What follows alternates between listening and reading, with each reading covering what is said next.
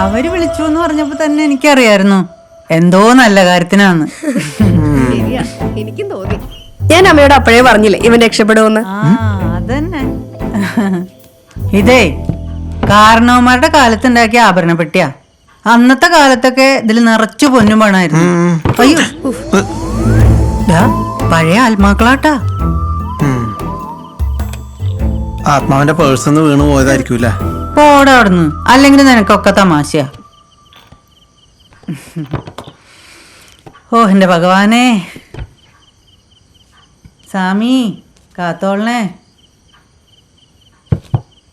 അനുഗ്രഹിക്കണേ. ആൽബത്തിന്റെ സീസൺ കഴിഞ്ഞ് ഒന്നും ആണ്ടായപ്പോ ഞാൻ 4-5 വർഷം ഗൾഫിലായിരുന്നു. വലിയ കുഴപ്പമില്ലായിരുന്നു. വീട്ടിലെ കാര്യങ്ങളൊക്കെ നടന്നു പോവുമായിരുന്നു. പിന്നെ കലാകാരന്റെ മനസ്സൊന്നും കലയ്ക്ക് വേണ്ടി തുടിക്കല്ലോ. അങ്ങനെ തുടിപ്പ് കൂടി കൂടി വന്നപ്പോ ഞാൻ എല്ലാം ഉപേക്ഷിച്ച് നാട്ടിലേക്ക് വന്നു. അത് ശരി. ഇപ്പോ വന്ന അന്ന് പോലെ ഇന്ന് വരെ വെറുതെ ഇരിക്കുന്നു. അതുകൊണ്ട് എന്താ, പഴയ തുടിപ്പിനൊരു കുറവുണ്ട്. ഞാനും ഇതേപോലെ അന്നതിന് ശേഷം ഒരുപാട് വർക്ക് അന്വേഷിച്ച് നടന്ന് കാര്യമായിട്ടൊന്നും കിട്ടിയില്ല. സത്യം പറഞ്ഞ 30 വയസ്സായിട്ടും സിനിമയിലൊന്നും ആയില്ലെങ്കിൽ ആത്മഹത്യ എന്ന് വിചാരിച്ചതാ. അതിന് കയറ് വരെ സെറ്റാക്കി വെച്ചാണ്. പിന്നെ 30 വയസ്സായപ്പോ അച്ഛന് ബാങ്കിലെ കടം ജപ്തി നോട്ടീസൊക്കെ വന്നപ്പോ അച്ഛൻ ആ കയറങ്ങെടുത്ത് പ്രയോഗിച്ചു. പിന്നെ ഒരു വീട്ടില് 2 ആത്മഹത്യ ചെയ്ത ആൾക്കാർ വേണ്ടല്ലോ എന്ന് വിചാരിച്ചിട്ടേ ഞാൻ ആ പരിപാടി ഡ്രോപ്പ് ചെയ്തു. അത് നന്നായി ബ്രോ. മറ്റേ ദീഗോ ക്ലാഷ് വരൂ. അതെ. അല്ല ബ്രോ, ഇതിൽ അഭിനയിക്കുന്നുണ്ടോ? ഇല്ല, അഭിനയൊന്നുമില്ല. ഞാനവരെ അസിസ്റ്റ് ചെയ്യുന്നു വിചാരിച്ചേ. എല്ലാം ഒരു ടീം വർക്ക് ആണല്ലോ. സ്ക്രിപ്റ്റൊക്കെ, പിന്നെ മേക്കപ്പ് നമ്മുടെ വിജിത്ത് ചെയ്തോളൂ. പിന്നെ കോസ്റ്റ്യൂം, നിങ്ങളുടെ ഡ്രസ്സ് അത് നമുക്ക് ഓരോരോ വീട്ടിൽ നിന്നായിട്ട് എടുക്കാം. ഈ സൂപ്പർ ഹീറോ കോസ്റ്റ്യൂം നമുക്ക് അനിയേട്ടൻ്റെ ടൈലർ ഷോപ്പിൽ നിന്ന് പറഞ്ഞ് ചെയ്യിപ്പിക്കാം. പ്രീ പ്രൊഡക്ഷൻ തുടങ്ങി. അപ്പൊ ഇതാണ് നമ്മുടെ ക്യാമറമാൻ. Hi guys. എനിക്കങ്ങനെ അങ്കിളാകാനുള്ള പ്രായമൊന്നും ആയിട്ടില്ല. ചേട്ടാന്നോ ഇക്കാന്നോ അങ്ങനെ എന്തെങ്കിലുമൊക്കെ വിളിച്ചാൽ മതി. ഓക്കെ. ഇനി ഇതില് നമുക്ക് പ്രധാനമായിട്ട് വേണ്ടത് നമ്മുടെ ലൊക്കേഷൻസ് ആണ്. നമ്മുടെ ഒരു ബഡ്ജറ്റ് ഒക്കെ വെച്ചിട്ട് നമുക്ക് ഓരോ സീനിനും ഇങ്ങനെ ഷിഫ്റ്റ് ചെയ്ത് പോകാതെ എല്ലാം കൂടി ഒരു സ്ഥലത്ത് ചെയ്യാൻ പറ്റിയ ഒരു ലൊക്കേഷൻ കിട്ടിയാൽ നല്ലത്. എന്റെ ഒരു ഫ്രണ്ടിന്റെ സ്ഥലമുണ്ട്. അങ്കിള് പറഞ്ഞ പോലെ അതൊരു വലിയ സ്ഥലമാണ്. പിന്നെ പൊളിഞ്ഞു വീഴാറായ 1-2 ബിൽഡിംഗ് അതിലുണ്ട്. പഴയ അതൊരു ഫാക്ടറിയാ. ഫാക്ടറി എവിടെ? ഇവിടെ അടുത്താ. പ്രിയച്ചേ, നമ്മുടെ പഴയ ആൽബം ഹോംസിന് പോലത്തെ പരിപാടി ഒന്നും കേട്ടോ. പെർമിഷൻ എടുക്കേണ്ടി വരും. സിനിമയാണ്. അതൊന്നും പ്രശ്നമില്ല. അവൻ എന്റെ അത്ര ക്ലോസ് ഫ്രണ്ടാ. എന്നാ പോയോക്കാം. വാ. ഓക്കെ.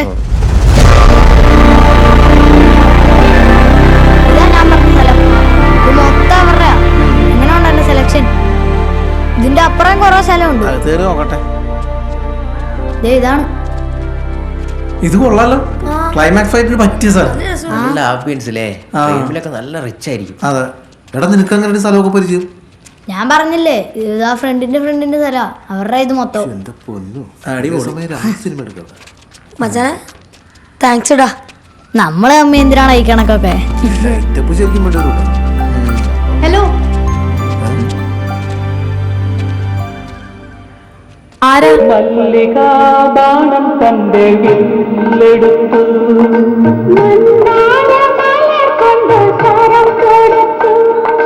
മാറിലോ എന്റെ മനസ്സിലോ മധുര മധുര മരുവേ.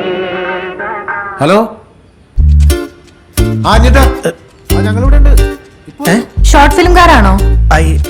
ഞാൻ സിനിമയാണ് ചേച്ചി. ആ, സിനിമയാ. പെർമിഷൻ ഉണ്ടോ? പെർമിഷൻ ഉണ്ട്. പെർമിഷൻ ഇവനാണ് അത് അറേഞ്ച് ചെയ്തിട്ടുള്ളത്. അല്ല, ചേച്ചി ആരാ?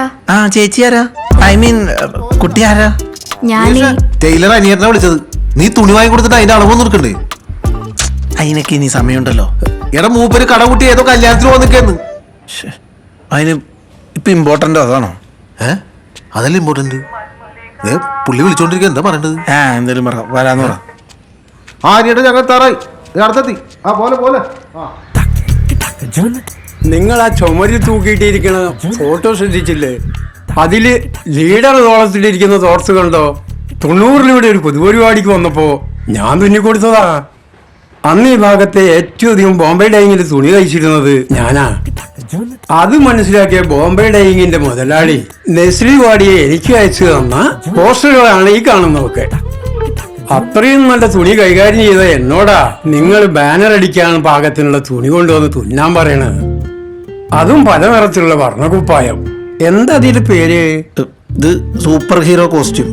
നല്ല പേരൊക്കെയാ, പക്ഷെ ഈ തുണി നമുക്ക് പറ്റൂല. ഇതിന്റെ സ്റ്റിച്ച് പെട്ടെന്ന് പറഞ്ഞു പോരും. പേടിക്കണ്ട, വഴിയുണ്ട്. ഇത് ഞാൻ വരുത്തിച്ചതാണ്. ബോംബെ ഡൈയിങ്ങിന്റെ നല്ല മെറ്റീരിയലാ. തുണിയും കൂലിയും എല്ലാം കൂടി ഒരു 7,500 ആവും. എത്ര? 7,500.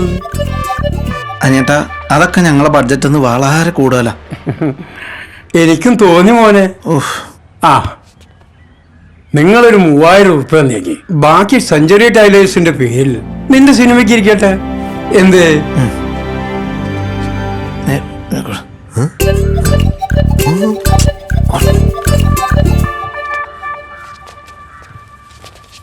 അതെ, എനിക്കൊരു 5,000 റുപ്യാണോ.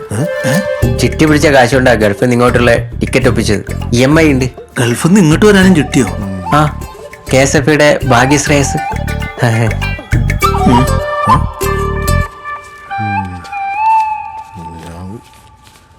ആദ്യം അവിടെ കൊടുക്കണ്ടേ. മൊത്തം ചെലവ് 8,526 നാളെ കടയുടെ വാടകയും കറണ്ട് ബില്ല് അടക്കേണ്ട ദിവസമാണ്. ഇങ്ങനെ അക്ഷമനാവല്ലോ. പണ്ട് ഇവിടെ കെട്ടുകെട്ടായിട്ട് ഇരിക്കല്ലേ, അതാണ് ഒരു ആശ്വാസം. ആ, ഹലോ, ഇതെപ്പോ വന്നു? കുറെ ആയല്ലോ കണ്ടിട്ട്.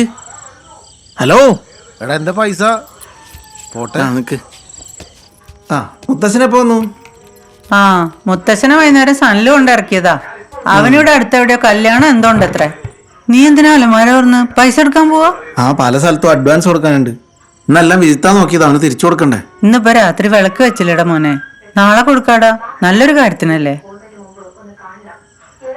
വിജിത്താടെ നാളെ നാളെ രാവിലെ തന്നെ തരൂലേ?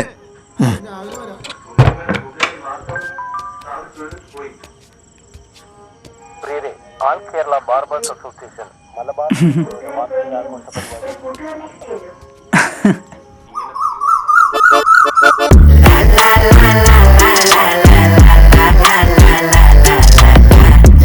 പ്രിയേഷേട്ടാ, എഴുന്നേക്കുന്നില്ലേ? ചായ വേണോ അത് കാപ്പി മതിയോ? ചായയും ചോറൊന്നല്ല, വിജിത്ത് മാമ വന്ന് നിക്കണ്ട്. നീയായിരുന്നാ? പിന്നെ എന്താ എന്നെ വിളിച്ചത്? ചേട്ടാന്നാ? അല്ല, മാമാന്ന്. അവനോട് ഇരിക്കാൻ പറ, ഞാനൊന്ന് ഫ്രഷ് ആയിട്ട് വരാം.